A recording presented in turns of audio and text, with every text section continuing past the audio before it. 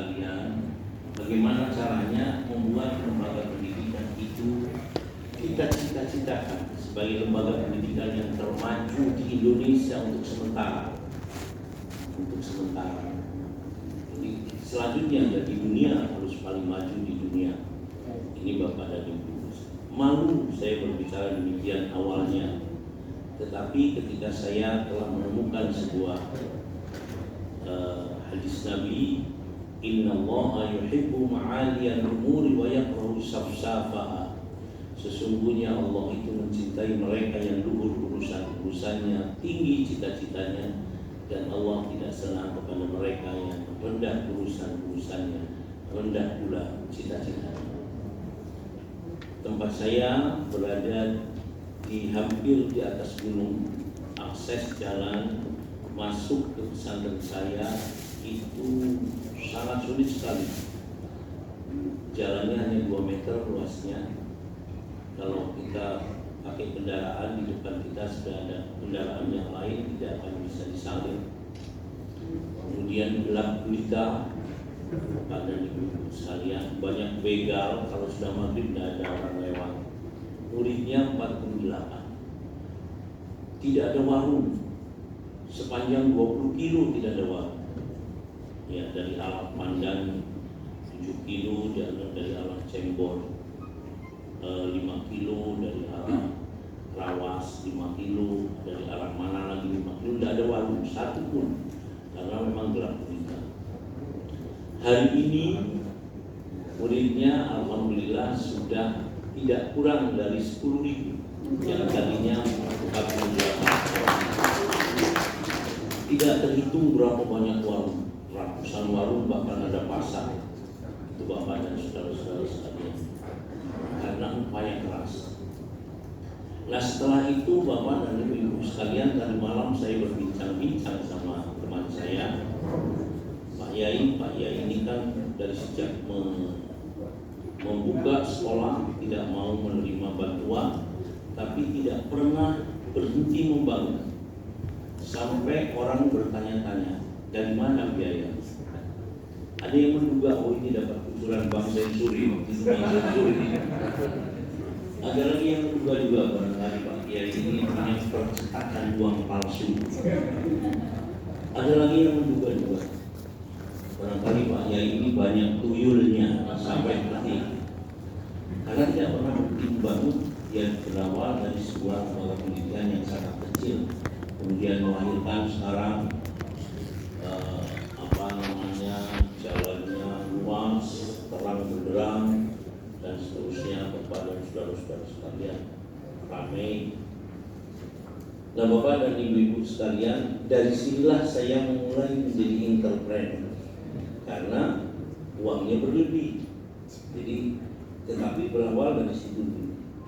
Sebelumnya saya mencoba berpikir, saya kepingin membangun lembaga pendidikan. Oleh karena itu, saya harus menjadi entrepreneur sebelumnya. Gagal lagi. Kemudian saya lepas semua dan saya memilih untuk mengabdi kepada ilmu pengetahuan. Kemudian kita membuat lembaga pendidikan dulu supaya maju, kemudian baru membuat entrepreneur.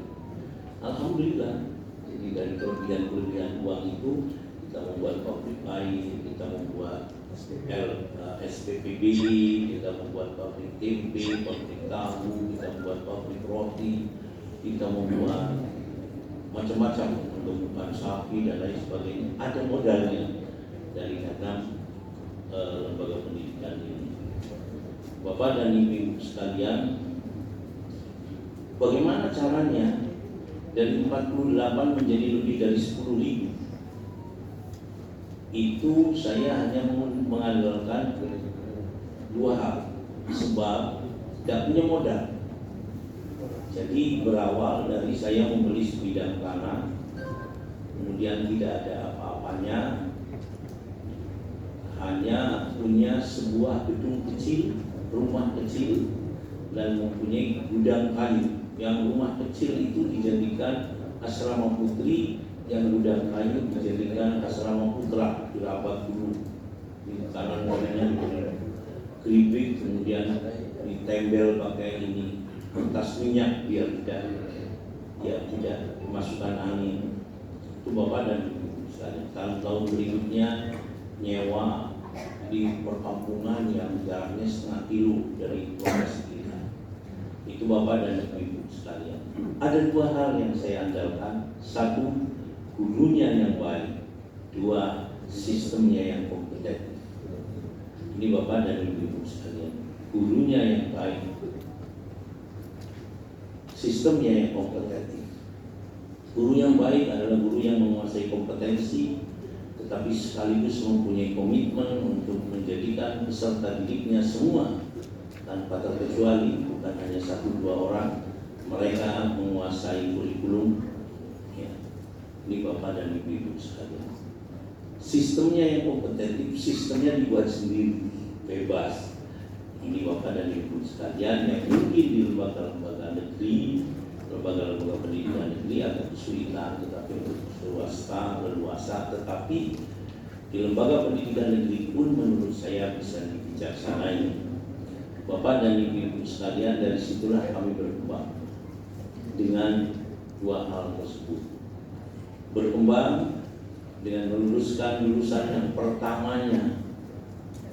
Ya, lulusan yang pertamanya luar biasa, diterima di mana-mana, di luar negeri, di dalam negeri, ya, di perguruan tinggi favorit, ITB, UNED, dan UI, UGM, dan seterusnya. Kemudian juga di luar Jawa dan di luar negeri, beberapa negara di luar negeri. Setelah itu percepatannya luar biasa, Bapak dan Ibu sekalian. Dan setelah percepatannya yang luar biasa, maka kita punya murid yang banyak. Dan anehnya, Bapak dan Ibu sekalian, tidak pernah ada kesulitan untuk SPP. SPP-nya selalu masuk, ya. Dan kemudian dari situlah kita, Bapak dan Ibu sekalian, berkembang secara ekonomi. Saya pernah diberi bantuan oleh Presiden. Seandainya saya terima mungkin sampai 200 miliar. Seandainya saya terima, saya tidak mau.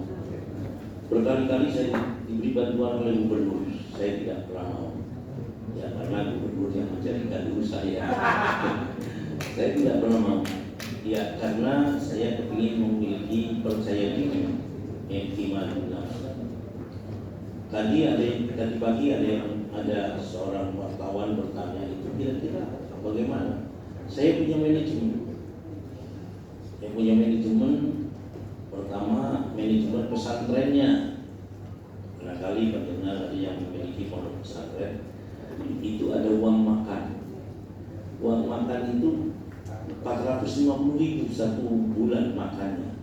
Tapi yang digunakan hanya 225.000, separuhnya. Yang 225.000 menjadi masukan, menjadi income bagi lembaga pendidikan kami. Ditanyakan oleh istri saya, apa ya bisa, padahal posnya, ya, biayanya 450.000, kok diberi cuma 225.000. Saya bilang bisa. Bagaimana logikanya? Ada hadis Nabi, ta'amul wahid lisnaini, makanannya orang satu bisa untuk orang dua apabila dikelola bersama-sama. Ini Bapak dan Ibu sekalian, menurut aja istri saya, dan ternyata bukan hanya bisa tetapi banyak. Nomor 2, ada metodologi pendidikan, ada sistem pendidikan di tempat kami yang antara lain anak tidak boleh jajan di luar. Ada 7 hal, monggo pasang. Ada 7 hal agar anak pandai, mudah menerima ilmu dan kemudian ilmunya bermanfaat. Ada al-jiddu wal muwadhabah, taqlilul ghida, mudawamatul wudu, qiraatul qur'ani nadhran, tarkul ma'asi, salatul laili. Yang terakhir, alla ya'kula ta'amal kharij, untuk tidak makan di jajan di luar. Liannahu aqrabu ilal khabasah wa aqrabu ilal najasah, karena lebih mendekati kotor dan lebih mendekati bersih. Ini lebih mendekati kotor dan lebih mendekati najis. Aqrabu ilal khabasah wa aqrabu ilal najasah. Dari situ kemudian di lembaga pendidikan kita mengadakan warung-warung yang orientasinya bukan profit, tetapi orientasinya adalah mengadakan kebutuhan di mana karena para santri tidak boleh jajan di luar. Itu luar biasa Bapak dan Ibu sekalian. Dari 2 manajemen ini,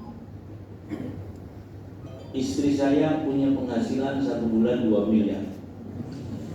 Dan karena manajemen ini Bapak dan Ibu sekalian, saya punya penghasilan 225.000 kali sejumlah santri kurang lebih 10.000, 2 miliar lagi. Dan dari yang lain-lainnya akhirnya, dan lagi mohon maaf saya punya 10 bendahara. 10 bendahara itu jujur-jujur semua.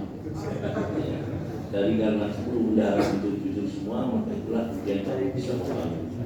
Ini bapak-bapak dan ibu-ibu sekalian. Kemudian bapak dan ibu-ibu sekalian, sekali lagi tadi saya sampaikan bahwa kurang lebih setiap bulan itu income-nya 7 miliar ditambah 2 miliar. Ini 9 miliar ini bapak dan ibu sekalian. Dari situ kemudian kita punya modal untuk mengembangkan entrepreneur, dan ada prinsip bagi saya, jangan melakukan hal-hal yang ketika kita kalkulasikan gagal, kita tidak mampu memikulnya. Jangan melakukan hal-hal yang ketika kita tidak berhasil, kemudian kita tidak mampu memikulnya. Ini Bapak dan saudara-saudara sekalian. Ini artinya ketika gagal, ya tidak apa-apa, semuanya uang kita, bukan uang pinjaman misalnya, ini begitu. Dan Bapak dan Ibu sekalian, kita harus melakukan hal-hal yang kita bisa menjangkaunya, dan insya Allah, mohon maaf, kita bisa berkembang. Misalnya hari ini kita menggemukkan sapi dengan jumlah hanya 100 ekor sapi. Satu saat bisa menjadi 2.000, bisa menjadi 3.000, tetapi kan harus bertahap. Menggemukkan kambing hari ini cuma bisa 100-200, nanti satu saat bisa 2.000-3.000. Jangan sekaligus besar. Ketika sekaligus besar, nanti kita akan mendapatkan beban yang kita tidak mampu untuk memikul beban itu. Itu Bapak dan saudara-saudara sekalian. Saya kira itu, dan nanti mungkin bagaimana membuat sekolah itu bisa maju, bisa disampaikan dalam pertanyaan-pertanyaan. Kemudian materi yang kedua, Bapak dan Ibu sekalian, toleransi beragama. Dalam toleransi beragama tadi pembawa acara juga menyampaikan kita moderasi, tapi kemudian kita tidak boleh salah kaprah. Moderasi kita artinya toleransi. Moderasi kita adalah toleransi. Kita bisa menghormati siapapun dan yang beragama apapun. Ya, karena Islam adalah wa ma arsalnaka illa rahmatan lil alamin. Tidak aku putus kamu Muhammad kecuali bahwasanya kamu menaruh kasih sayang kepada seluruh umat manusia. Ini Bapak dan saudara-saudara sekalian, kita mempunyai prinsip. Dalam hadis musalsal disebutkan ar-rahimuna yarhamuhumur rahman irhamu man fil ardi yarhamukum man fis sama. Orang-orang yang biasa menebarkan kasih sayang itu akan disayangi oleh Allah yang Maha Penyayang, yang Maha Penyayang. Timpakanlah kasih sayangmu pada mereka yang berada di bumi, maka Allah dan para malaikat akan melimpahkan kasih sayang kepadamu.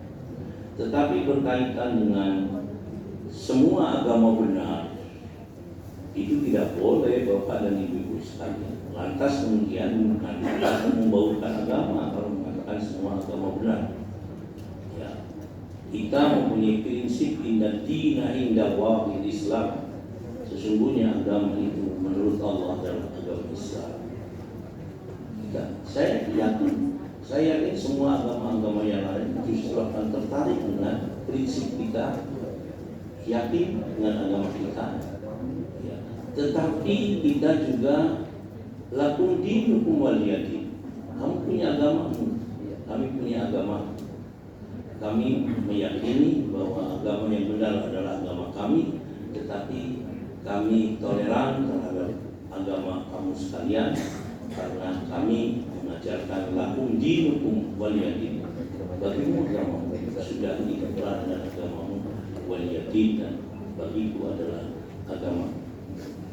Dakwah yang dilakukan itu harus dakwah kepada yang seagama dengan meningkatkan dan menguatkan keimanan. Tapi mohon maaf, dakwah akan lebih efektif ketika dakwah bilham lebih dikedepankan oleh kita, dan dialog tentang isi daripada agama kita yang tanpa harus kemudian menyinggung yang satu dengan yang lainnya. Luar biasa Bapak dan Ibu sekalian, mohon maaf tentang kebenaran agama kita. Nabi Muhammad di saat usia 6 tahun, beliau dinyatakan kenabiannya oleh seorang pendeta yang faham sekali tentang Taurat dan Injil. Dan pada saat itu beliau berada di bawah pangkuan Abdul Muttalib, pendetanya bernama Saif bin Yazid al-Khimyari. Di saat 12 tahun, yang saat itu beliau berada di bawah pangkuan Abu Thalib, ada seorang pendeta yang menyatakan kenabian Nabi Muhammad SAW, yaitu Bakhiro. Di saat usia 25 tahun, saat Nabi Muhammad berjualan di Syam, menjualkan barang dagangan milik Khadijah, ada seorang pendeta yang paling sepuh, yang paling alim terhadap Taurat dan Injil, bernama Nasrun, menyatakan bahwa Muhammad adalah Nabi akhir zaman yang akan membawakan syariat, menggantikan syariat-syariat sebelumnya. Di saat beliau baru saja menerima wahyu, seorang pendeta Nasrani yang sangat alim dengan Injil bernama Waraqah bin Naufal mengatakan kepada saudara sepupunya Khadijah, wahai Khadijah, suamimu itu dengan peristiwa di Gua Hira yang kamu ceritakan tadi adalah Nabi akhir zaman. Seorang pendeta Yahudi bernama Ka'ab, kita bisa membacanya dan menghafalnya, Angka bil Akhbar atau Angka bin Akhbar, Andamani abi at-Taurata illa sifran wahidan fa adkhalahu sunduq falamma mata abi fatahtuhu fa idan fihi nabiyyun yakhruju akhir az-zaman mauliduhu bi Makkah wa hijratuhu bil Madinah. Seorang yang bernama Ka'ab, anak seorang pendeta, yang Ka'abnya juga adalah seorang pendeta, tapi pendeta Yahudi. Ayah saya telah mengajari kepada saya tentang Taurat, tapi ayah saya tidak jujur. Ada satu lembar yang oleh ayah saya disembunyikan dan kemudian dimasukkan ke dalam kotak, ke dalam peti, ditutup rapat-rapat.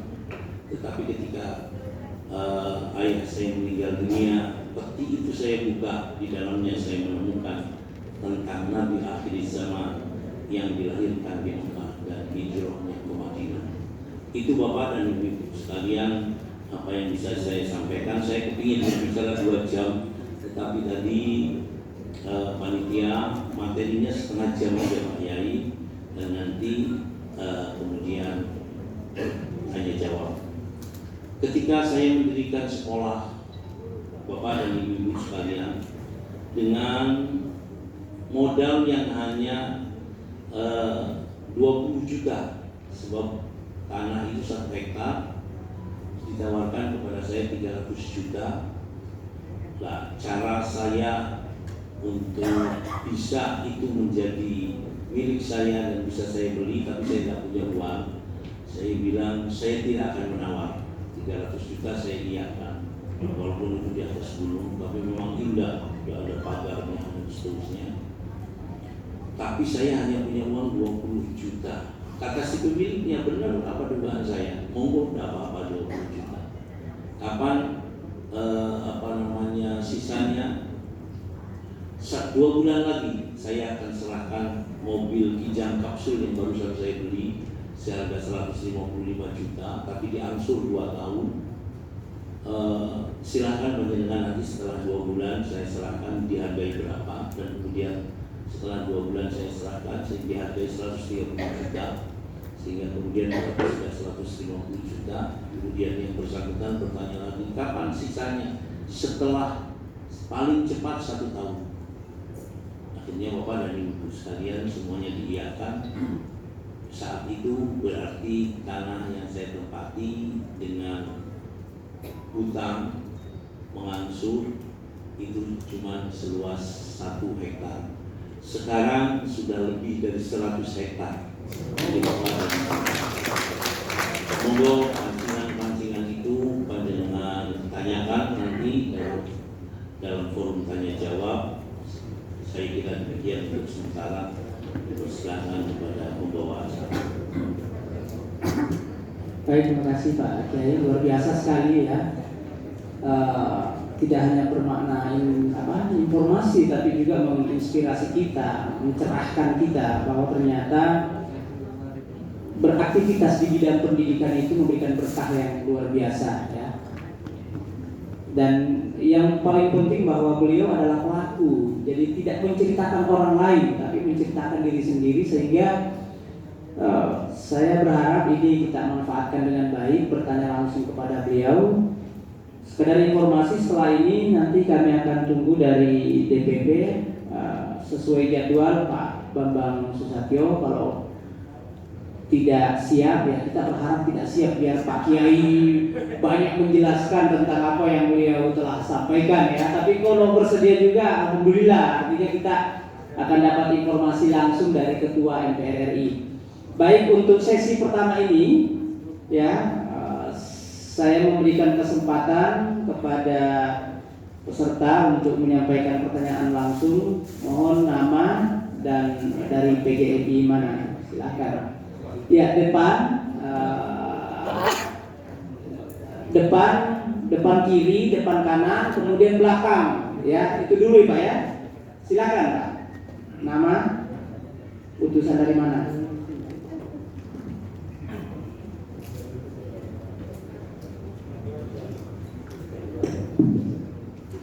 Baik, Assalamualaikum warahmatullahi wabarakatuh. Saya Mas Budi Pak, Ketua DPW PGRI Provinsi Banten. Pertama, saya patut menyampaikan kata-kata subhanallah, syukur kepada Allah, terima kasih. Di depan saya hari ini ada sosok yang memang sedang kita cari Pak, sebagai inspirator yang bukan hanya memberikan materi tetapi juga pelaku. Oleh karena itu tentu pertanyaan saya adalah, bisakah Bapak kemudian berkenan untuk memberikan kontribusi terhadap PGRI, menularkan konsep-konsep yang Bapak tadi sampaikan untuk organisasi besar PGRI di Republik Indonesia ini. Tentu dengan kapasitas nanti saya kira nanti di DPP begitu, tapi paling tidak kami mohon kiranya apa-apa tadi yang Bapak sampaikan itu harus ditularkan kepada PGRI. Tadi di lembaga Bapak 9 miliar setiap bulan 9 miliar, aset yang luar biasa. PGRI nggak usah 9 miliar Pak, 1 miliar 1 bulan saja sudah luar biasa begitu. Pertanyaannya kenapa nggak bisa? Nah, yang oleh karena itu tentu mudah-mudahan Pak Kiai berkenan ke depan. PGRI butuh kontribusi Bapak Pak Kiai, itu pertama. Yang kedua, kalau saya belajar tentang manajemen Pak, saya ingin bicara tentang 2 hal. Yang pertama, ketika Pak Kiai membangun sebuah sistem tadi yang disampaikan, tentu tidak lepas dari keluarga Pak. Ada yang menyatakan bahwa keluarga ini memberikan dukungan terhadap manajemen itu, tetapi ada kalanya mentang-mentang sebagai keluarga kemudian menjadi persoalan berikutnya begitu. Itu pertama. di mana Pak Kiai langkah-langkah dalam kerangka untuk menata manajemen sistem di mana di antaranya adalah ada keluarga di situ. Karena terus terang Pak, di kami di yayasan kami salah satu kendala itu adalah keluarga. Ketika keluarga kita ada yang menjadi kepala sekolah di situ, agak sulit dinamikanya. Problemanya repot begitu. Kalau dihentikan seperti apa, dilanjutkan juga seperti apa begitu. Itu pertama. Yang kedua, bagaimana Pak Kiai kaitan dengan reward dan punishment? Ketika misalnya ada salah satu tenaga pegawai yang memang betul-betul luar biasa, seperti apa kira-kira apresiasi yang diberikan kepada yang bersangkutan? Ketika misalnya ada yang tidak dikehendaki sesuai dengan sistem, seperti apa punishment yang dilakukan? Saya kira itu Pak Kiai. Terima kasih. Assalamualaikum warahmatullahi wabarakatuh. Waalaikumsalam warahmatullahi wabarakatuh. Saya kira baik. Menurut Pak Kiai, beliau akan merespon dulu sebelum kita masuk ke pertanyaan selanjutnya. Ini ada 3 Pak Kiai. Tentu yang pertama ini sebenarnya harapan semoga Pak Kiai berkenan masuk dalam majelis tertinggi di organisasi ini tentunya, karena bobot yang beliau miliki adalah bukan lagi di bawah, tapi beliau harus di atas kita semua sebagai pengayom. Yang kedua, langkah dalam menata keluarga biasa. Kebetulan kami juga ada yayasan Pak, sama masalahnya adalah keluarga ini. Menjinakkan keluarga itu kadang-kadang butuh strategi. Kita mau tahu strategi Pak Kiai untuk menghadapi keluarga itu seperti apa. Dan yang terakhir terkait dengan reward dan punishment. Assalamualaikum warahmatullahi wabarakatuh. Mohon maaf Bapak dan Ibu sekalian, saya harus jujur dalam menjawab semua pertanyaan. Pertanyaan yang pertama, saya kagum dengan PGRI yang dipimpin oleh Pak Sam. Saya kagum beliau tidak putus asa, punya kebesaran jiwa, ya. Kemudian tapi ada sisi lemahnya. Sisi lemahnya tidak seperti saya. Saya ini kaya raya, makanya saya sampaikan nanti Pak Sam, kalau Pak Sam terpilih kembali, saya biayai transportasi kemanapun DPP pergi.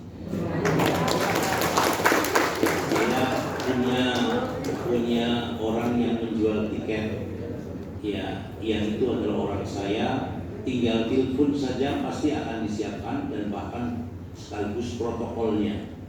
Jadi saya di bandara manapun punya protokol. Kalau saya dihubungi, itu Bapak dan Ibu sekalian.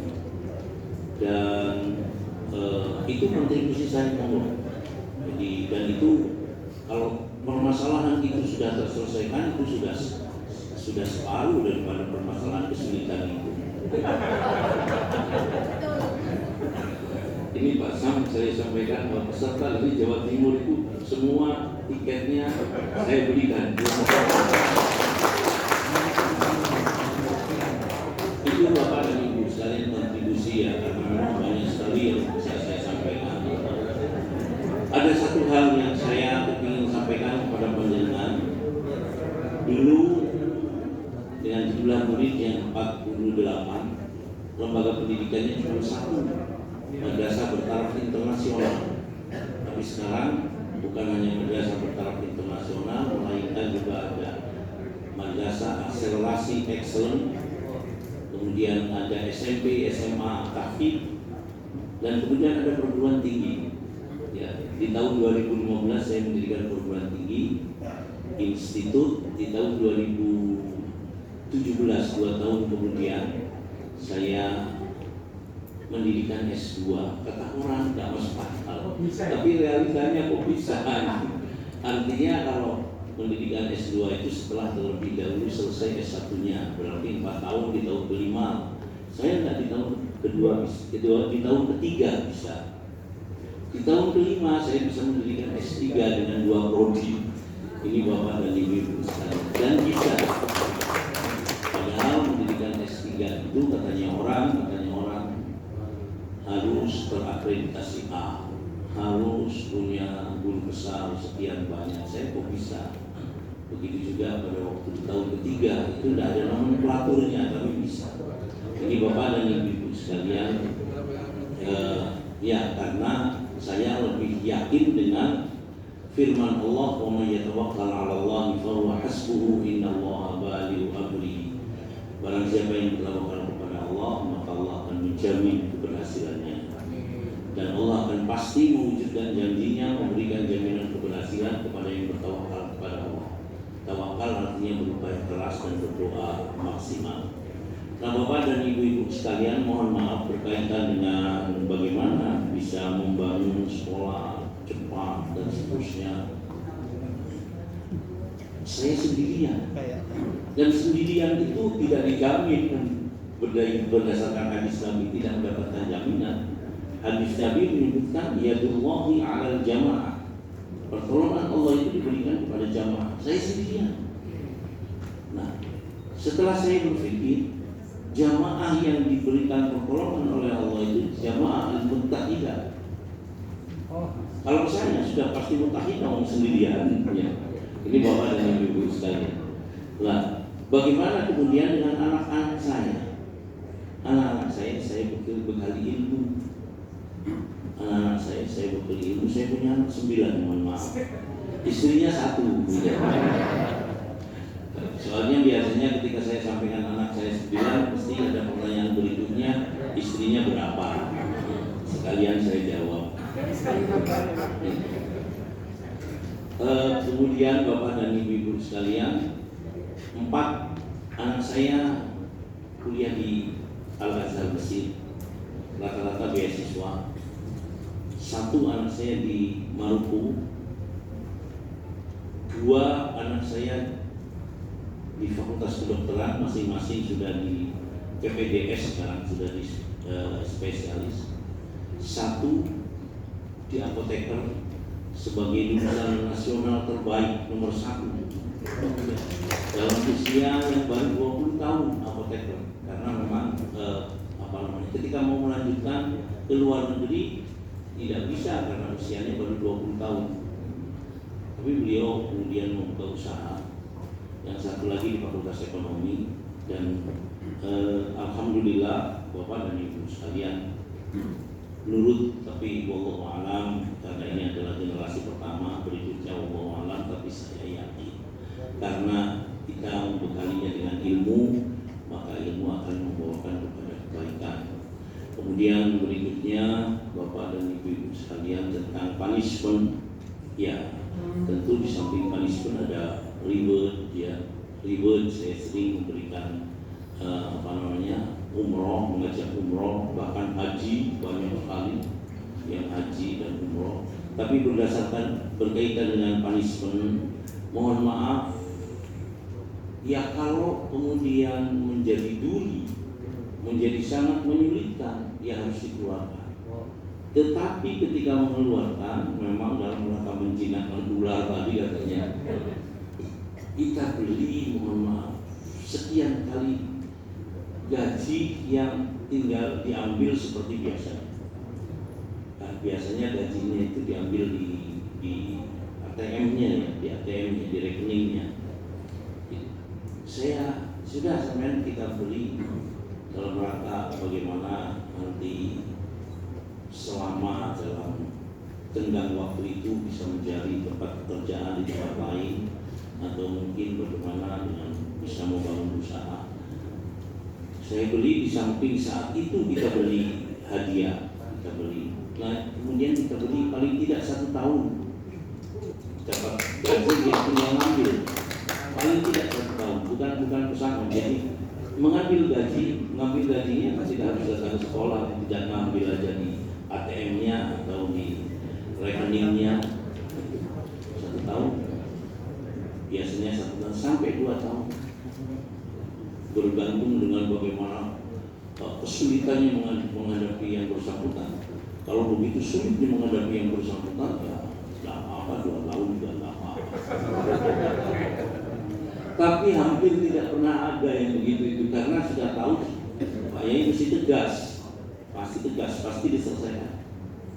Saya kira demikian, mau yang lain.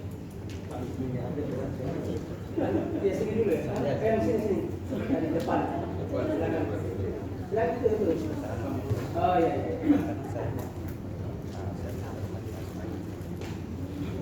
Terima kasih. Assalamualaikum warahmatullahi wabarakatuh. Yang saya hormati dan saya muliakan Yai Prof. K. Asep. Saya tidak ingin bertanya dan tidak ingin meminta seperti rekan saya, ya. Cuma alhamdulillah saya bersyukur kepada Allah karena saya sempat nginap di Pondok Amanatul Ummah di Pacet, Mojokerto beberapa malam. Saya saksi mata bahwa Pak Kiai betul-betul bisa menjadi inspirasi buat kami semua. Alhamdulillah. Karena itu saya tidak ingin bertanya dan tidak ingin meminta bantuan karena saya ketua PGMI Kabupaten Bulukumba.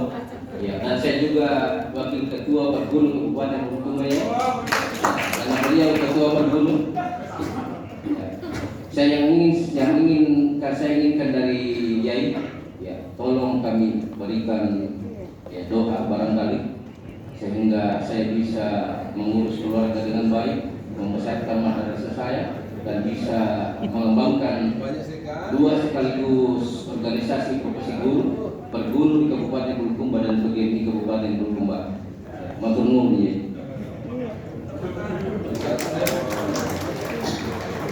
Mohon maaf pendek pertanyaannya, tapi jawabannya panjang. Oleh karena itu, perkenankan saya menjawab berluasa, walaupun panjang tidak mengapa. Jawabannya menurut saya, mohon maaf, menjelang subuh. Kalau bisa 1 jam, kalau tidak bisa 1 jam. Sholat malam. Saya 1 jam dan 12 rakaat, 13 rakaat dan witir 1 rakaat, 13 rakaat. Kenapa? Karena banyak sekali rahasia yang didapatkan di sholat malam itu. Setidak-tidaknya menurut hadis Nabi 3 rakaat, setidak-tidaknya 3 rakaat, 2 rakaat, rakaatani fi jawfil lailil akhir khairun minad dunya wa ma fiha. 2 rakaat di tengah malam terakhir lebih baik daripada dunia dan seisinya. Laula an asyqa ala ummati la faradtuhuma. Andaikan tidak memberi masyarakat kepada umatku, sungguh akan wajibkan 2 rakaat itu. Tetapi harus ditambah 1 rakaat karena al-witru haqqun, sholat witir itu wajib, sholat witir itu wajib. Ini Bapak dan Ibu. Kenapa demikian? Mohon maaf. Karena hikmahnya, istighfarnya diterima oleh Allah, permohonan ampunannya diterima. Ya. Doaul maghfuri lahu mustajab. Doanya orang yang diampuni doanya, diampuni dosanya, dikabulkan oleh Allah. Wa du'a'uhu mustajabun. Doanya dikabulkan oleh Allah. Dalam hadis qudsi disebutkan wa hal min mustaghfirin fastaghfiruhu wa hal min da'in faujibu. Mana dan siapa yang minta ampunan, saya ampuni, dan mana dan siapa yang berdoa, saya kabulkan. Kemudian ada lagi Bapak dan Ibu sekalian, manhajul amil ismi, mencegah dari perbuatan dosa. Kemudian ada lagi matrodatun lidah minal jasad, pengusiran penyakit dari itu. Kalau kita mendawam, insya Allah kita tidak akan pernah sakit, tidak akan pernah diberi sakit. Karena tadi bahwa itu adalah matrodatun lidah minal jasad. Subhanallah, ketika itu matrodatun lidah minal jasad, pengusiran penyakit dari tubuh. Ini hadisnya sahih. Karena hadisnya sahih, maka kemudian dilakukan penelitian ada apa di dalamnya. Ternyata bahwa sholat malam itu Bapak Ibu, di setiap malam tubuh kita meneteskan cairan. Ketika fajar shadiq keluar terbit, maka cairan itu akan berhenti. Nah, cairan itu melumasi sekujur tubuh kita dan kemudian akan sangat efektif ketika cairan itu menetes kita dalam melaksanakan sholat. Nomor 2, dalam penelitian itu menemukan bahwa orang tidur itu detak jantungnya berdetak cepat, cenderung tidak teratur sehingga mendengkur dan seterusnya. ketika kemudian orang itu bangunnya terlambat sampai jam 7 baru bangun, seringkali kita menemukan kejadian orang stroke itu saat itu karena terlampau panjangnya dalam detakan jantung yang tidak teratur. Tetapi ketika kita sholat malam, mengambil air wudhu 1 jam sebelum subuh, maka kemudian kita sholat, maka saat itu detak jantung kita berdetak pada detakan yang paling normal. Dan ketika berdetak pada detakan yang paling normal, maka darah lancar, dan ketika darah lancar terusir penyakit. Itu Bapak dan Ibu. Setelah itu masuk sholat subuh, upayakan sholat subuh itu berjamaah. Luar biasa karena ada hadis Nabi menyebutkan man sholat subha fi jama'atin fahuwa fi dhimmatillah wa la yatlubanna Allahu bi syai'in min dhimmatihi. Barang siapa yang sholat subuh berjamaah, maka dia berada dalam tanggungan Allah. Dan Allah tidak meminta yang lain untuk menjadikan seseorang berada dalam tanggungannya. Cukup dengan sholat subuh berjamaah. Luar biasa. Nah, setelah sholat subuh, jangan tidur sampai terbit matahari. Kenapa? Bapak dan Ibu sekalian, berdasarkan hadis sahih menyebutkan Inna Allah la yuwazzi'ul arzaqa baina tulu'il fajri shadiqi hatta tulu'is syamsi. Sesungguhnya Allah itu membagi-bagikan rizki di antara terbitnya fajar shadiq sampai terbitnya matahari. Karena ini hadis sahih, kemudian juga diteliti ada apa. Setelah diteliti ditemukan bahwa di tenggang waktu itu Allah menurunkan ozon. Ozon itu memiliki sifat membuat tubuh kita kuat dan terengginas dan semangat.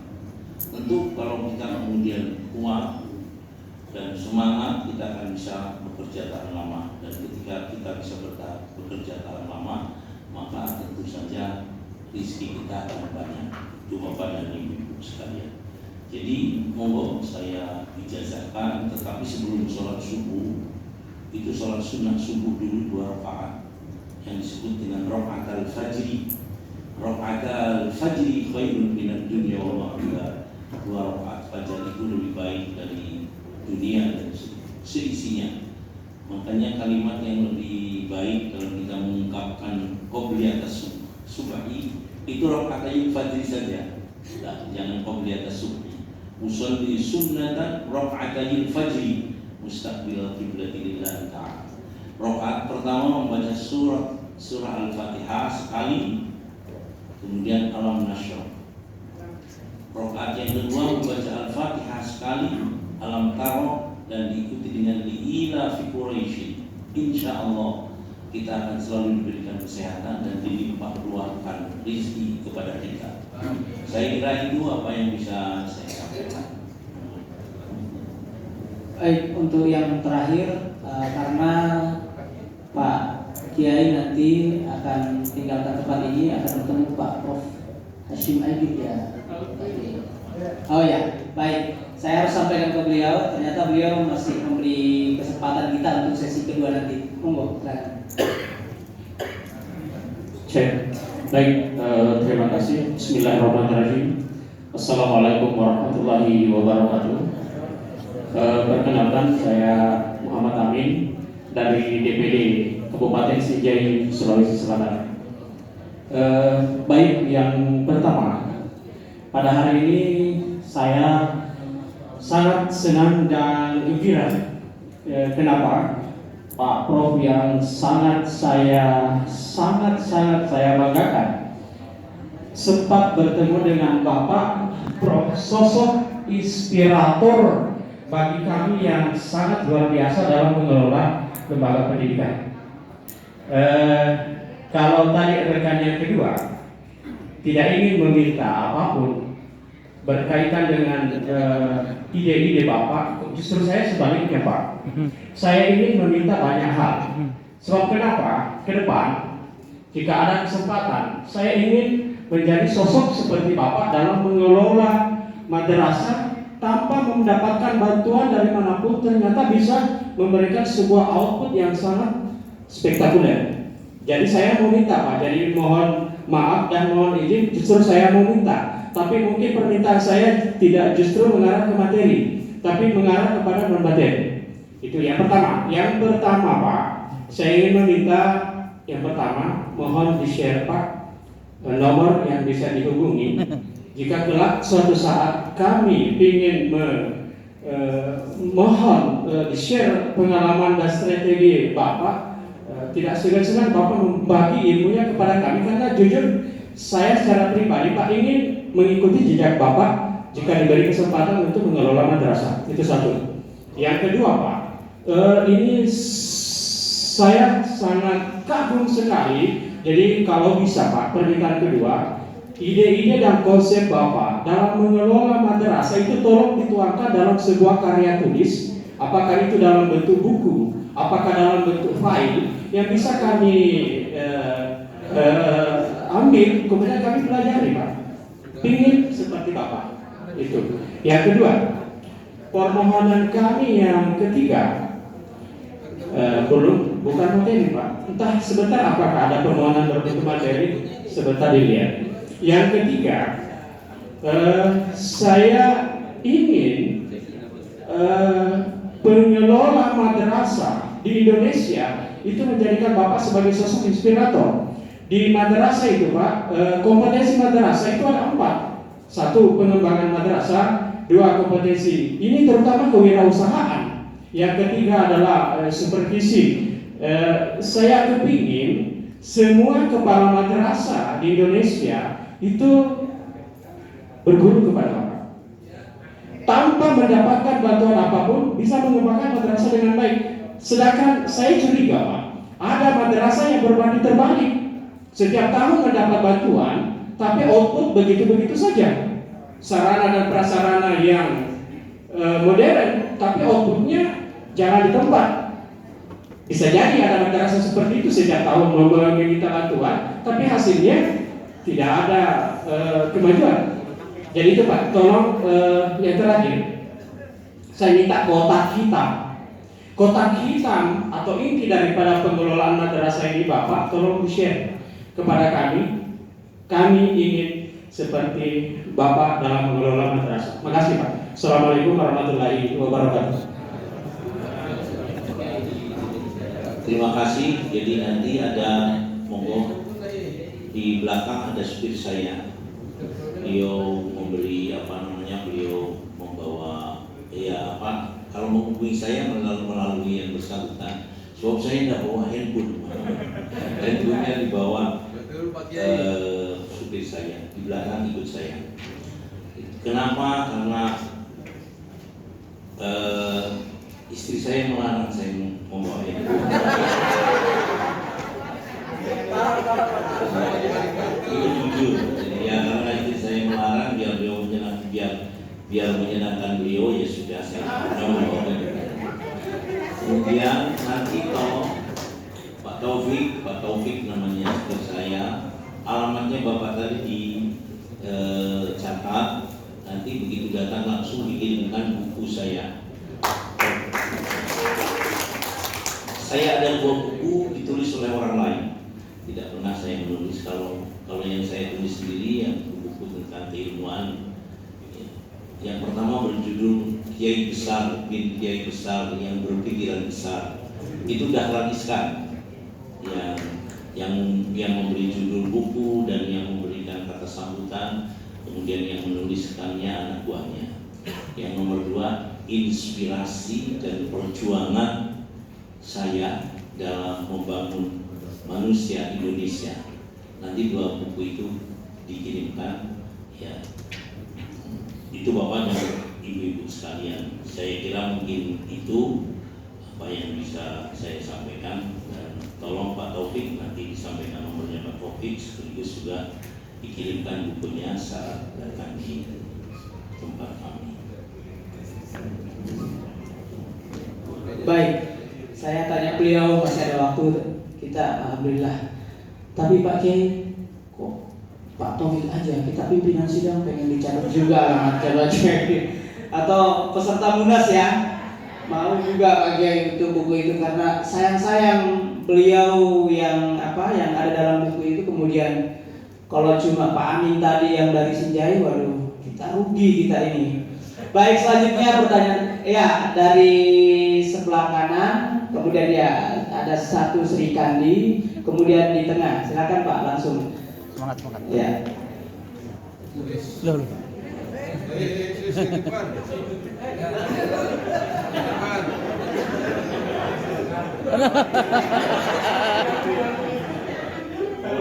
Bismillahirrahmanirrahim. Assalamualaikum warahmatullahi wabarakatuh. Terima kasih kepada pimpinan sidang diberi kesempatan. Pertama-tama saya ucapkan terima kasih atas waktu Pak Kiai. Mudah-mudahan hari ini banyak membawa barokah. Pertama, ingin saya tanyakan, kenapa sih Pak Kiai perjuangan tokoh-tokoh Islam di Indonesia ini dalam perjuangan kurang istiqomah, kita lemah. Yang kedua, Rasulullah telah mensinyalir kadal fakru ayakuna kufran, kondisi kekufuran mempunyai daya juang. Ini yang saya pikir perlu bagaimana dijelasin agak terbuka supaya menjadi bahan renungan kita. Yang ketiga, wa'tasimu bihablillahi jami'an wa la tafarraqu. Ini kelihatan ayat-ayat ini kalau diaturkan dengan bagaimana pelaksanaan zaman sekarang kelihatan agak jauh. Jadi kembali ke pertanyaan yang tadi, kenapa umat Islam, tokoh Islam ini hampir banyak gak istiqomah dalam perjuangan? Sehingga Pak bukan kuliah. Ya, yang kedua tentang masalah Islam moderasi.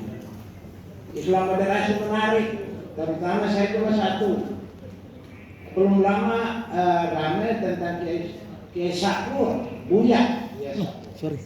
Bagaimana pendapat Pak Kiai tentang ceramah Buya Sakur yang memang kebetulan beliau berceramah di Mabes Polri? Apakah Buya Sakur itu apa yang disampaikan itu punya dampak terhadap umat dan punya dampak terhadap perjuangan Islam secara nasional? Ini sekali lagi pertanyaannya, apa sih sebenarnya Islam moderasi, yang model bagaimana yang perlu ditularkan ke kaum madrasah? Karena ini kita di madrasah itu nggak jelas. Madrasah ini nggak jelas Pak Kiai. Satu sisi pemerintah, satu sisi umat berdiri secara istiqomah perjuangan Islam secara apa. Tapi kita jadi terjepit di tengah. Saya belum akhiri, saya putra dari Ambon Pak Kiai. Jadi saya kebetulan tinggal di Jakarta. Itu aja, terima kasih. Wassalamualaikum warahmatullahi wabarakatuh. Waalaikumsalam. Bapak dan Ibu sekalian, mohon dalam setiap pertanyaan yang bersabar. Jawabannya yang bersabar. Jadi sabar itu sesuatu yang sangat besar sekali nilainya. Pertama tadi yang disampaikan oleh beliaunya tentang istiqomah, benar memang kita harus sedih melihat tokoh-tokoh Islam yang tidak istiqomah. Penyebabnya mohon maaf, tidak sholat malam. Penyebabnya tidak sholat malam. Jadi begini, sholat malam akan mampu menjaga sholat-sholat kita. Sholat-sholat kita menjadi baik. Sholat kita akan menjaga, akan mampu mewujudkan ketakwaan pada diri kita. Inna sholata tanha 'anil fahsya'i wal munkar. Sholat wajib akan mampu mewujudkan ketakwaan. Sholat malam akan mampu membuat kita istiqomah dalam melaksanakan sholat wajib. Kemudian Bapak dan Ibu sekalian, di dalam sholat malam itu ada sebuah hikmah yang tadi tidak saya sebutkan, adalah akan mampu menjaga dampak negatif dari perbuatan baiknya, akan mampu menjaga dampak negatif dari perbuatan baiknya. Sebab tidak semua orang berbuat baik kemudian aman-aman saja, tetapi ketika kita sholat malam mampu mewujudkan yang demikian. Tapi jangan coba juga melakukan kemaksiatan. Untuk apa sih hidup kalau tidak untuk ridha Allah? Kemudian nomor 2, tadi saya sudah menyampaikan bahwa Islam moderasi itu kita melihat orang lain dengan kebencian, tapi dengan kasih sayang. Ya, ketika kita mampu melihat orang lain dengan nadratul rahmah, pandangan kasih sayang, orang lain akan simpati kepada kita. Ini Bapak dan Ibu sekalian, dampaknya akan sangat baik pada kita. Tapi itulah yang namanya moderasi. Jadi kita tidak boleh kemudian prejudis terhadap orang lain. Ya mereka begitu karena memang mungkin belum sampai ilmu yang akan mampu untuk memberinya hidayah ya kepada mereka. Berkaitan dengan ceramahnya Buya Syakur, menurut saya beliau itu lupa begitu aja. Jadi dalam kondisi yang entah karena situasi sehingga kemudian beliau harus berkata semacam itu, terpengaruh oleh situasi. Makanya kadang-kadang bahwa situasi itu surrounding ini akan environment itu akan mampu membuat pengaruh kepada diri seseorang. Itu yang saya rasakan dari Buya Syakur. Biasanya tidak begitu kok biasa. Dan orangnya sederhana sebetulnya. Saya kenal dan tahu dulu sekali. Tapi saat itu kenapa beliau berbicara begitu? Tentu apa yang disampaikannya tidak benar. Itu. Tapi kita maafkan, kita doakan semoga kemudian kembali kepada jalan hidayah. Kemudian yang nomor 3 tadi apa? Sudah. Ya sabar. Iya. Monggo yang lain. Baik, Ibu silakan Ibu. Bapak dulu yang tadi yang keduluan sama Bapak ini. Ibu maju di depan Bu, biar langsung nanti habis Bapak ini. Silakan. Assalamualaikum warahmatullahi wabarakatuh. Terima kasih saya ucapkan kepada PGMI ya yang bisa mempertemukan saya dengan Pak Kiai. Mudah-mudahan dengan adanya Pak Kiai ini sebagai titik awal kita ya, khususnya guru madrasah bisa istiqomah dan komitmen seperti Pak Kiai, sehingga para guru madrasah khususnya menjadi teladan untuk memperbaiki diri. Jadi pertama saya ucapkan terima kasih kepada PGMI, mudah-mudahan semua yang ada di kepengurusan ini mendapatkan keberkahan dari Allah Subhanahu wa taala. Yang kedua, Pak Kiai, saya ucapkan terima kasih karena Allah telah mempertemukan kita semua dengan Pak Kiai dan saya baru kenal. Ternyata masih ada manusia seperti ini. Dan ini adalah karunia dari Allah Subhanahu wa taala untuk kita.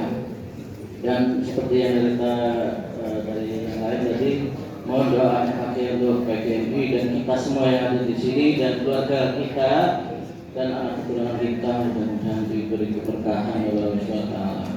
Amin. Untuk istiqomah seperti Pak Kiai. Pertanyaan saya hanya satu Pak Kiai. Saya itu masih misteri ya, misteri untuk seperti orang bisa seperti Pak Kiai seperti ini. Yang pertanyaan saya,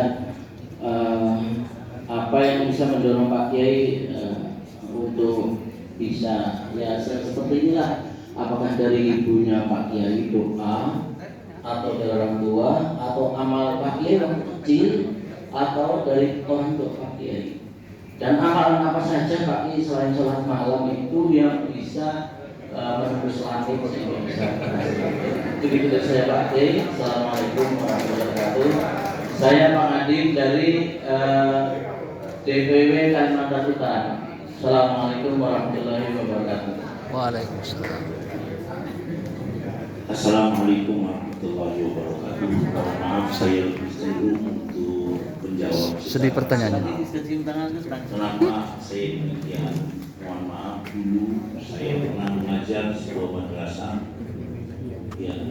matematika, kemudian saya sebelumnya melakukan Buana yang nanti bukunya kita kirimkan kepada Bapak Ibu, tapi kepada panitia nanti akan saya kirimkan rangkap 10, jadi 20 buku atau mungkin 40 buku saya kirimkan, biar siapa yang antara penjagaan ada yang meminta, terutama penanya tadi supaya diberi bukunya.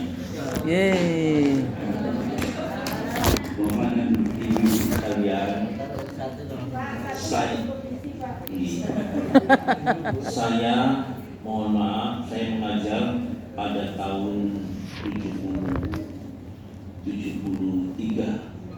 pulang pergi dari tempat saya ke Surabaya kurang 1 bulan sekali untuk membeli kitab yang kemudian kita ajarkan ke sana.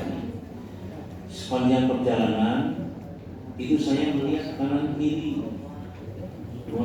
kanan kiri jalan itu pabrik-pabrik, semuanya milik orang asing. Saya tidak mengatakan milik Cina, milik orang asing.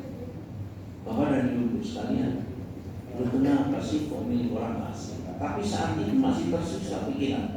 Tidak apa-apalah kalau itu milik orang asing. Tapi kan mohon maaf, birokratnya kan orang Indonesia asli, tentaranya, polisinya orang Indonesia asli, DPR-nya orang Indonesia asli.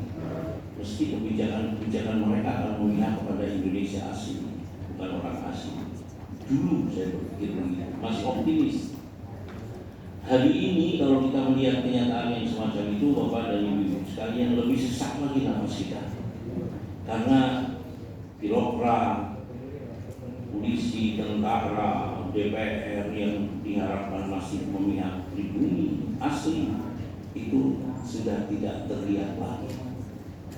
Ya, ini bukan berarti kita mengkritik mereka, tidak, tetapi bagaimana terus mengupayakan sebab sebagian besarnya mereka tidak ingin demikian. Hanya ada oknum yang kemudian membawa yang lain-lainnya tertarik. Nah, ini Bapak dan Ibu sekalian, sebetulnya ketika Indonesia merdeka tahun 1945, tujuan kemerdekaan adalah terwujudnya kesejahteraan dan tegaknya keadilan. Siapa yang bertanggung jawab lembaga pendidikan? Sehingga lembaga pendidikan diberi porsi yang sangat besar, 20% daripada APBN. Ujung tombaknya guru-guru kita.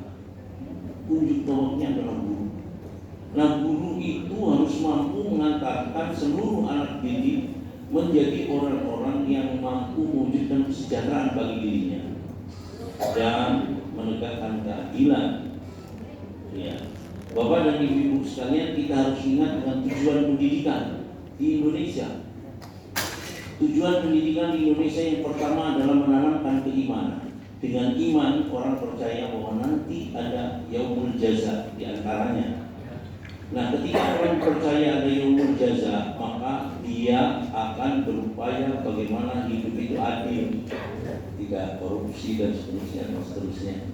Nomor 2, menanamkan ketakwaan sebagai jabaran daripada keimanan. Orang mengatakan iman kalau tidak takwa, ya bohong.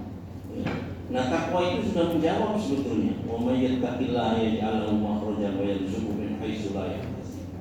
Barang siapa yang senantiasa bertakwa kepada Allah, maka Allah akan memudahkan segala kesulitannya. Allah akan memberikan senantiasa jalan keluar pada setiap kesulitan yang dihadapinya, dan Allah akan melimpahkan rezeki kepadanya dalam bentuknya yang tidak diduga-duga, dalam jumlahnya yang sampai tidak bisa dihitung kalau kita bertakwa kepada Allah. Nomor 3 adalah membentuk al-akhlaqul karimah, budi pekerti yang luhur, budi pekerti yang mulia, yang antara lain tidak boleh malas, tidak boleh berkata tidak bisa, tidak boleh putus asa, tidak boleh hutang, dianjurkan untuk tidak hutang, tidak boleh hutang. Kemudian nomor 4 adalah membentuk bertanggung jawab atas akademis. Ini kita juga madrasah mau dibangun, nanti saya sampaikan. Madrasah mau kita bangun. Akademis artinya, tanggung jawab akademis artinya harus mampu mentransfer kurikulum secara keseluruhan. Kurikulum yang sudah dibuat kepada seluruh peserta didik, sehingga artinya tuntas makan dan tuntas jangkauan. Nomor 5, membentuk kecerdasan. Kecerdasan dibentuk dari keberhasilan akademis, dari mengerti. Nomor 4 berupa keterampilan. Satuan pendidikan apapun adalah keterampilan. Nah, keterampilan sekarang yang paling efektif adalah IT, akuntansi, speaking, muhadasah. Kalau dalam bahasa Inggrisnya, period yang ada itu one period for speaking, untuk speaking. Itu Bapak dan Ibu sekalian. Kemudian muhadasah bahasa Arab dan sekian period, satu di antaranya untuk muhadasah. Kemudian yang berikutnya adalah seni. Seni itu bukan berarti bagaimana Bapak dan Ibu sekalian tanamkan jiwa halus, jiwa yang hamuna wa yurhamuna ani, jiwa saling kasih mengasihi sesama kita. Kemudian nomor berikutnya adalah kesehatan. Kesehatan itu olahraga, tapi guru olahraga tidak ngerti kalau dirinya mengambil tanggung jawab untuk mewujudkan kesehatan. Ya, senam diajarkan, logikanya diajarkan, dan kemudian olahraganya ya olahraga untuk melakukan gerakan-gerakan. Tapi berikan sholat malam. Yang terakhir kreativitas. Kreativitas itu tidak bisa diajarkan, cukup tanggung jawab yang lain yang disampaikan. Maka kreativitas itu memiliki bahan baku. Bahan bakunya adalah akademis ditambah keterampilan, mestinya berupa kecerdasan.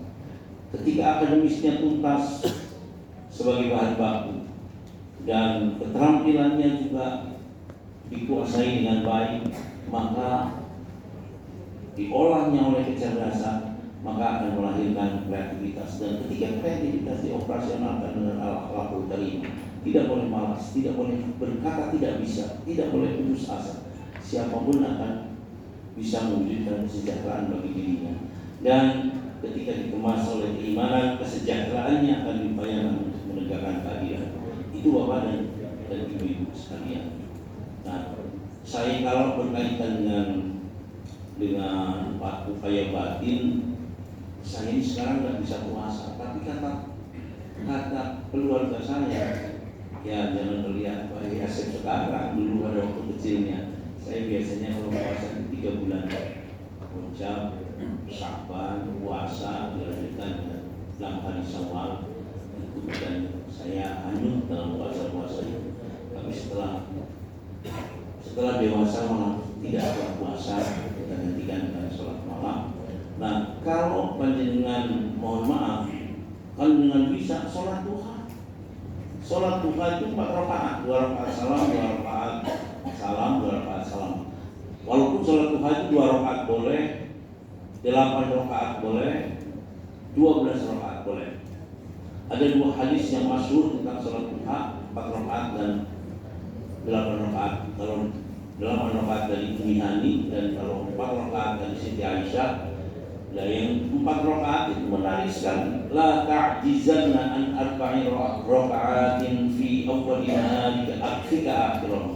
Jangan pernahnya kamu tidak sholat hajat 4 rakaat di awal harimu, akan menjadi tanggung jawab saya, kata Allah, keberhasilan urusanmu di akhir hari. Ini Bapak dan Ibu sekalian, kita yang berangkat kerja dengan membawakan berbagai urusan, diawali dengan sholat hajat 4 rakaat dengan ingat hadisnya seperti itu. Jangan pernahnya namun tidak bisa melakukan 4 rakaat sholat duha di awal hari, akan menjadi tanggung jawabku, kata Allah, keberhasilan urusan-urusan di akhir hari. Itu Bapak dan Ibu sekalian. Baik, untuk kesempatan terakhir dari ikan di PGI, silakan Bu. Bismillahirrahmanirrahim. Assalamualaikum warahmatullahi wabarakatuh. Bapak Ibu yang hormati, mohon izin saya Nakamila dari Pandeglang. Subhanallah, menyimak apa yang sampaikan tadi, saya timbul kembali semangat. Karena betul dalam pendidikan itu harus hidup komit. Dan saya selama ini dari tahun 87 ketika ditinggal oleh orang tua, diamanahi sebuah lembaga pendidikan. Tadi ada satu kalimat Bapak yang bikin saya timbul kembali semangat. Percaya diri, dan itu modal saya sampai saat ini terus terang ini. Kami PGMI, saya hanya di PGMI juga untuk bagaimana meningkatkan istiqomah menjalankan amanah agama ayah. Dan terus terang saya secara pribadi Pak menemukan sosok ayah saya dalam diri Bapak. Izinkan saya jadi anak Bapak. Banyak ide-ide ketika saya mengelola lembaga pendidikan dan ketika saya belajar saya juga PNS Pak di masyarakat, ternyata ide-ide itu seolah-olah tidak dengan ide yang sudah amanatkan oleh orang tua itu. Orang tua dulu juga Pak DNU, alhamdulillah. Dan beliau sangat komitmen sekali, tapi sayang ketika beliau itu meninggal ketika kami masih anak-anak Pak. Saya pun masih SMA, meninggalkan lembaga juga masih baru, dan sekarang saya sampai sekarang dari tahun 87 benar-benar berjuang sendiri Pak. Karena waktu itu keluarga kami ya itu di bidang pendidikan belum ada generasi orang tua sudah meninggal. Jadi intinya mohon inspirasinya, mohon doanya, dan jadikan kami anak dari Bapak gitu Pak. Terima kasih. Assalamualaikum warahmatullahi wabarakatuh. Baik, saya pikir apa yang disampaikan tadi Ibu yang dari Pandeglang ya menjadi harapan kita semua, dan saya pikir nanti Pak Kiai akan merespon terakhir secara umum dan beliau akan bergeser. Namun kami beri kesempatan, di tengah-tengah kita ada Ketua PGMI Sulawesi Selatan yang juga Ketua Panitia Musyawarah Nasional ini. Mungkin ada hal Pak yang mau disampaikan sebelum penyerahan cindramata kepada beliau dari panitia. Silakan Pak.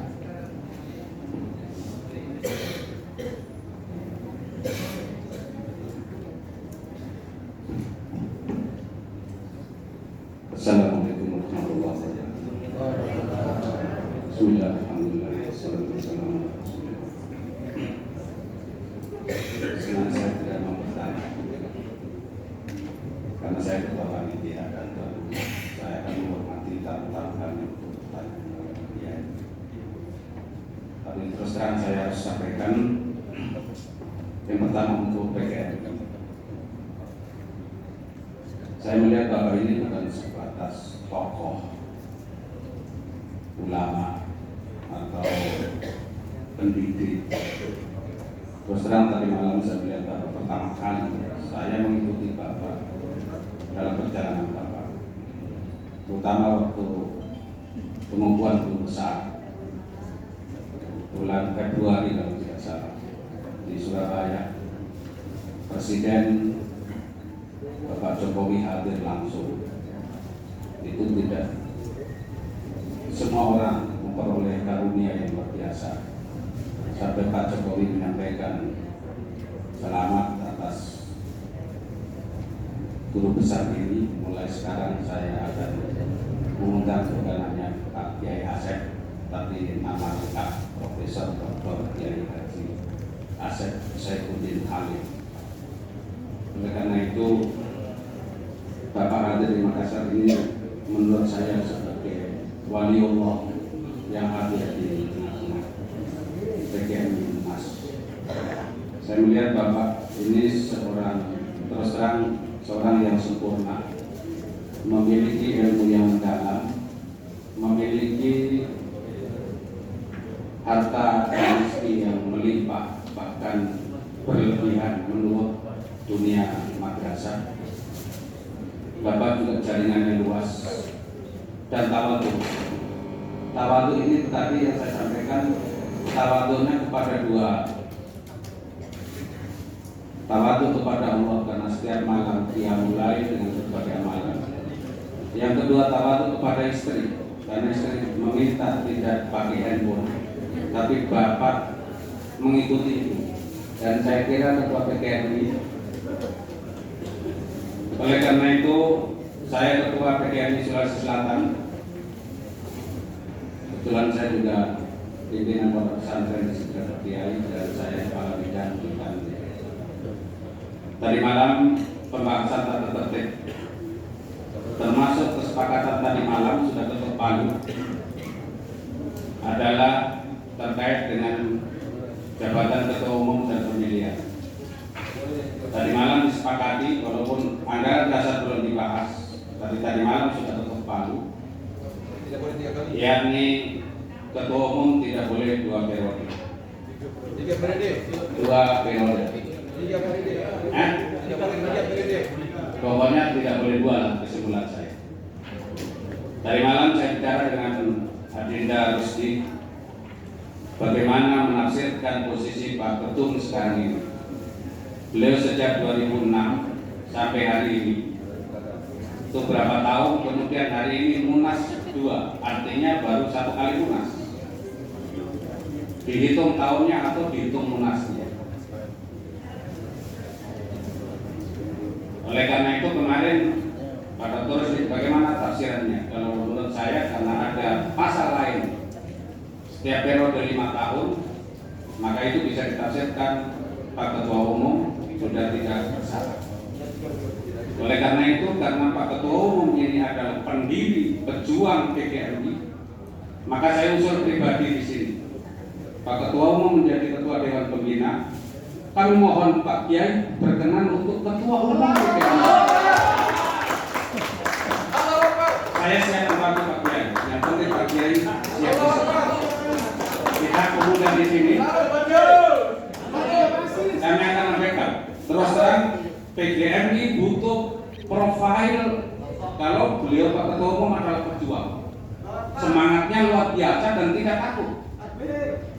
Tapi Pak Kiai di sini tawadhunya dan segala yang dimiliki dengan kesiapan tadi. Pak Kiai lahir tanggal 16 Juli 1955. Tentu usia ini sangat relatif. Oleh karena itu saya pribadi mohon perkenan Pak Kiai untuk dapat menjadi Ketua Umum PGRI. Dan beliau Pak Samsudin untuk Ketua Dewan Pembina atau istilahnya.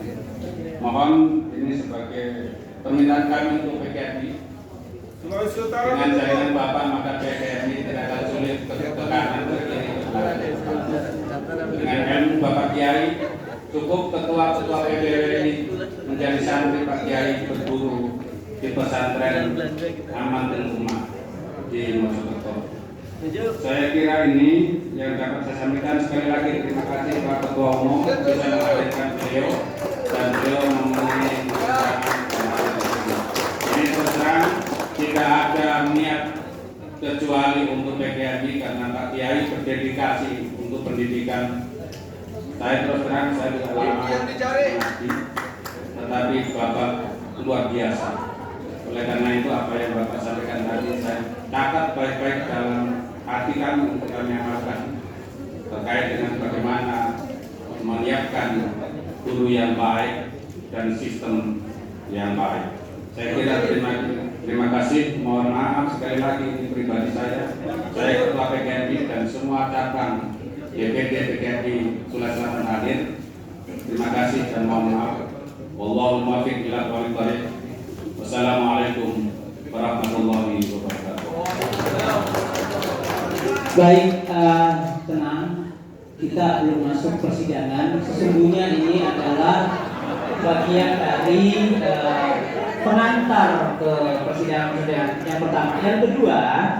Yang kedua, apa yang menjadi aspirasi tadi itu artinya apa? Kita membuat Pak Kiai ini harus membatalkan tiket lagi, ya. Tadi pagi sudah beliau batalkan, ya, untuk kita. Kemudian kalau aspirasi ini kemudian berkembang dan mengerucut, artinya nanti sore beliau harus berada di tempat lagi karena kesepakatan kita tadi malam, ya, calon itu ada bersama-sama kita. Tapi terlepas dari itu semua, saya ingin memberikan kesempatan kepada ayahanda Ketua Umum DPP PGRI untuk memberikan respon. Dan setelah ini tidak ada lagi, akan ditutup oleh Pak Kiai untuk memberikan respon yang menjadi bakal bahan kita dalam musyawarah nasional ini. Kepada ayahanda Ketum DPP, Dengan hormat kami persilahkan. Assalamualaikum warahmatullahi wabarakatuh.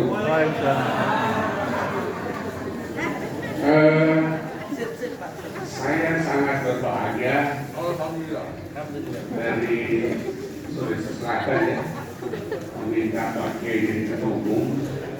Berarti harus berhasil dengan saya. Sekali lagi, kita nggak usah lagi panjang-panjang waktu. Kita aklamasi pilih ketua beliau saya telah pemilih.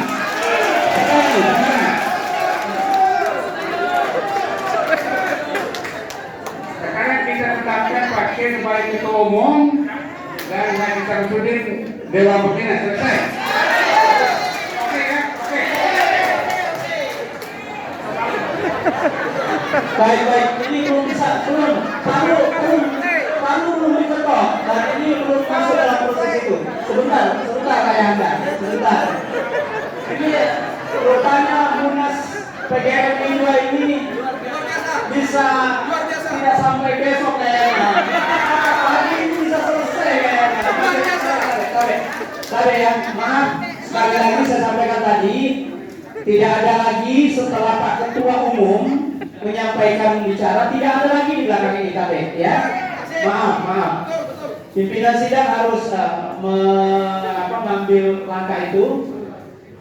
Sekarang kita akan dengar, ya, dari Pak Kiai apa yang beliau akan sampaikan, merespon aspirasi yang sudah diangkat oleh Ketua DPW Sulsel, ya. Ini saya curiga DPW Sulsel ini tim suksesnya Pak Kiai ini, ya. Kemudian diamini oleh Pak Ketua Umum, ya. Artinya dua figur kita ini membawa kita kepada jalan yang lurus dan benar. Kepada Pak Kiai kami persilakan.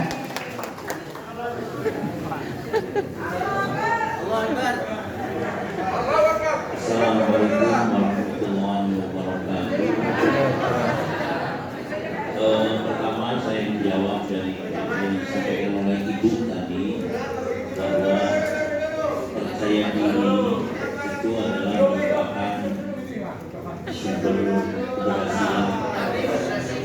Perhatian dinasti asal saja, percaya diri adalah dasar daripada sebuah keberhasilan. Bapak dan Ibu sekalian, bahwa ini di sini ada Pak Sam, nanti sebentar lagi ada Pak Zen. Pak Zen dengan Pak Sam ini sudah berhubung, ya, dan kemudian komunikasikan kepada saya. Tapi jawaban saya begini, Pak Zen, sebaiknya Pak Sam itu yang saya kenal dari sejak lama, betapa beliau di kawannya, betapa semangatnya dan betapa keterbukaannya. Lebih baik beliau ini hari ini didampingi dengan anak-anak muda. Nanti kemana saja anak muda itu senang kalau berangkat ke sana kemari.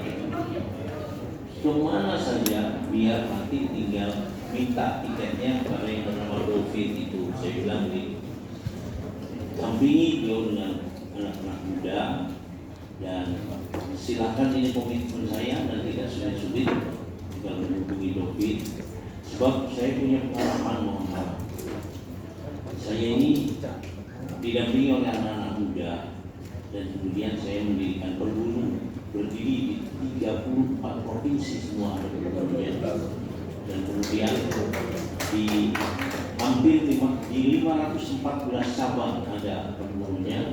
Sekarang sudah lebih dari 10.000 rankingnya. Itu masalahnya hanya karena bahwa pelaku-pelaku itu bisa terbang ke sana ke sini, tidak berpikir transport. Kemudian juga tamunya yang didatangi tidak harus menyediakan transport dan seterusnya. Nah, saya akan membantu Pak Sam dan semua pembantunya untuk bisa menggunakan tiket dari saya untuk ke seluruh wilayah yang ada di Indonesia. Ya, pertama itu PW-PW-nya diberikan dulu, kemudian PC-nya, dan setelah itu PAC-nya. Karena apa Bapak dan Ibu sekalian, mari kita berjuang bersama-sama bahwa kita mempunyai tekad untuk bisa mewujudkan Indonesia yang maju, adil dan makmur. Dan ketika kemudian terus tersosialisasikan kepada PGMI di mana-mana, insya Allah ini akan sinergis sekali. Ini Bapak-bapak dan Ibu-ibu sekalian. Bahwa kemudian PW, PW, PGMI, PW, PC, PGMI semua harus berdiri semua di seluruh penjuru Indonesia. Ini adalah jaringan. Jadi jaringan adalah salah satu syarat untuk terwujudnya sebuah keberhasilan. Keberhasilan mewujudkan Indonesia maju, adil dan makmur. Salah satu syaratnya harus ada jaringan. Dan ini adalah jaringan. Ketika PGMI berdiri di mana-mana, di seluruh wilayah, di seluruh cabangnya, ini Bapak dan saudara-saudara sekalian. Dan janji saya, insya Allah tidak akan merupakan janji yang kosong, tapi saya akan realisasikan dan gampang monggo karena saya senang untuk terwujudnya kemajuan Islam dan kaum muslimin dan kemajuan seluruh bangsa Indonesia. Ini Bapak-bapak dan Ibu-ibu sekalian. Oleh karena itu, dengan segala permohonan maaf, itulah yang sudah saya tawarkan dan ini sudah dibicarakan. Sebentar lagi Pak Zen datang jam 11 baru disampaikan. Itulah Bapak-bapak dan Ibu-ibu sekalian. Jadi saya merasa tersanjung dengan panjenengan semua yang memberikan perhatian terhadap saya yang baru kenal. Tapi itulah respon saya. Saya kira, yakin saya ketika itu menjadi komitmen bersama akan berhasil. Tinggal carikan anak-anak muda. Saya didampingi tidak lebih dari 5 orang anak muda, tapi mereka loyalitasnya tinggi, terbang besar, terbang bersih, semua bisa dilaksanakan. Dan ketika ini kita insya Allah nanti akan bisa yang sedemikian. Pak Syam adalah, mohon maaf, menurut saya beliau tua usianya, tetapi masih muda semangatnya. Sering datang ke tempat saya, sering, subhanallah, masa seorang ketua umum, ketuanya datang ke saya sebagai ketua PW, saya ketua PW PGMI Jawa Timur ya. Ini Bapak dan itu Bapak dan Ibu sekalian, apa yang bisa saya sampaikan, lebih dan kurangnya mohon maaf. Laksanakan, teruskan persidangan ini, Bapak dan Ibu sekalian, diutus sampai di sini ya. Dan itulah jawaban saya, lembut, insya Allah akan menjadi barokah bagi kita bersama-sama. Mohon izin Pak Kiai, saya tidak bisa menolak aspirasi. Banyak sekali WA yang masuk